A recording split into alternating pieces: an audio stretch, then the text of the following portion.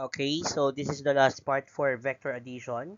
So it is just simply the problem set that was given to you during our meeting. So let's try answering this one. So a rural mail carrier leaves the post office and drives 22.0 kilometer in a northerly direction.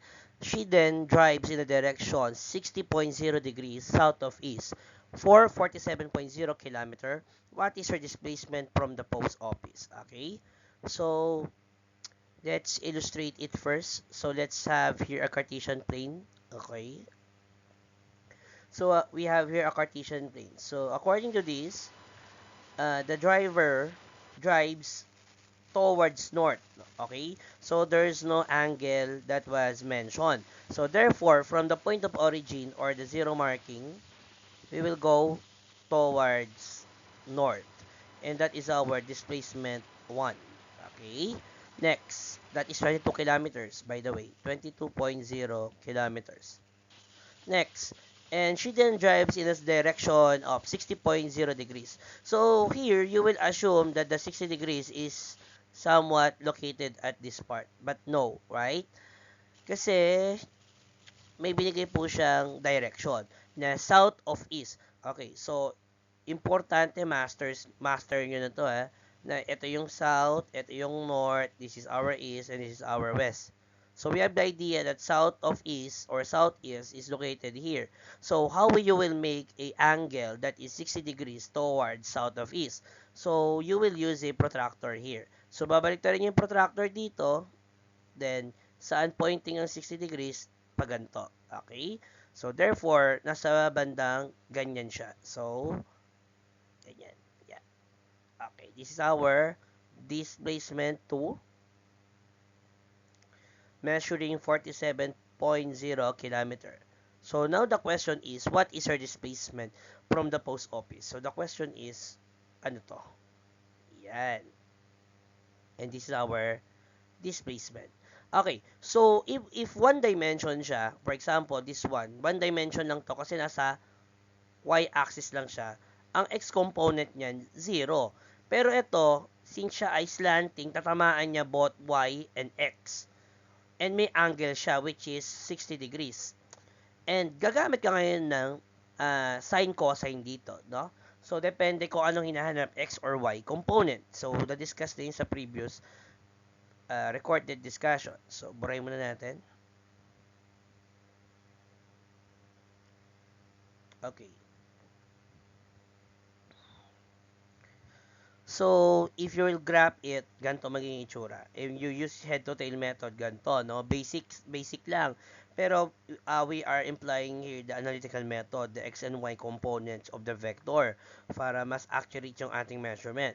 So, we have here three vectors, diba? So, we have vector 1, ito yon yung una, vector 2, and yung ating d, which is our resultant vector. X and y component ng d sub 1. Okay. Meron po ba? Meron. Kasi, sa D sub 1, di ba papunta siya sa taas? So, meron ka ng Y component. So, ang X component mo, 0. Ang D sub 1Y mo, positive 22Y kasi positive po yung sa taas. Negative sa baba. Dito rin positive, dito rin negative. Okay? Next, sa D sub 2 mo, ang D sub 2 mo, may Y and X component siya, di ba? So, kukunin mo ngayon. Ano yung D sub 2x mo? So, i-reference mo yung D sub 2x mo kung saan siya nakatapat. Diba dito? So, sabi 47, since nasa positive x-axis yan, magiging D sub 2x, okay, which is 47.0 kilometer, then gagamit ka ng function, cosine or sine. Okay, cosine, diba COA, opposite, sorry. So, towa. So, mamimili ka kung sine, cosine, or tan. So, kapag sine ang ginamit mo, anong hinahanap natin? X or Y component? No. So, pagka X component, cosine. Bakit? Diba ito yung triangle mo? This is your adjacent, this is your opposite, this is your hypotenuse. Diba pag cosine, so, ka, diba?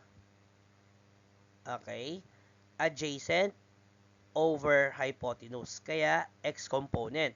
So, yung A na yan, same lang yan sa x. Yung y, same sa O or opposite. Okay? Kaya, magiging positive 47 cosine 60. Bakit po positive siya? Kasi reference natin ay nasa positive x-axis po, nakatapat yon. Pero, solve mo muna itong d sub 2x mo. So, 23.5 km. Paano pag y component? Pag y component, saan siya nakatapat? Diba negative? So, negative ang y niya. Negative 47. Ngayon, anong function gagamitin mo? Sine. Sine 60. So, you have negative 40.7. Okay. Okay, let's proceed. Okay. Wait lang. So, to get the value of your d sub x, you will simply add these parts, no? This 0 plus 23.5, and that is 23.5 kilometers. And to get the d sub y, ito d sub x, d sub y natin, add the positive 22.0 kilometer plus negative 40.7, and that is negative 18.7 kilometers. Now, you can now proceed sa Pythagorean theorem to get the value of your vector D. Okay, substitute the value. Yan. Ito. Squared mo, and then plus, then square root. Answer is 30.0 kilometers. Okay. So, if you're going to ask me, what is the angle of the resultant vector? So, kunin mo muna yung tan, okay, or direct the shift tan. The formula for tan is TOA, diba? Opposite over adjacent, or y over x. Anong y mo? Negative 18.7, then 23.5 kilometer. Pwede mo nang i-rectang shift negative 1, shift tan, or tan negative 1, magiging negative 38.5 degrees. Okay, so pwede naman po tayo magkaroon ng negative angle. It just mean na nasa baba ng x-axis tong angle na to. So, the negative sign means below the x-axis. Okay, the reason why is nasa south of east siya. Nasa south of east ba siya? Tingnan nyo. O, diba nandito siya? Okay, ayan o. Ito south, ito east. South of east. Kaya, pag binanggit mo na yung south of east, i-remove mo na tong sign. Okay? Gagawin mo na siyang positive. Kasi understood na yun na pag nasa south of east, yun ay negative. Okay, that's all for this sample problem regarding vector addition.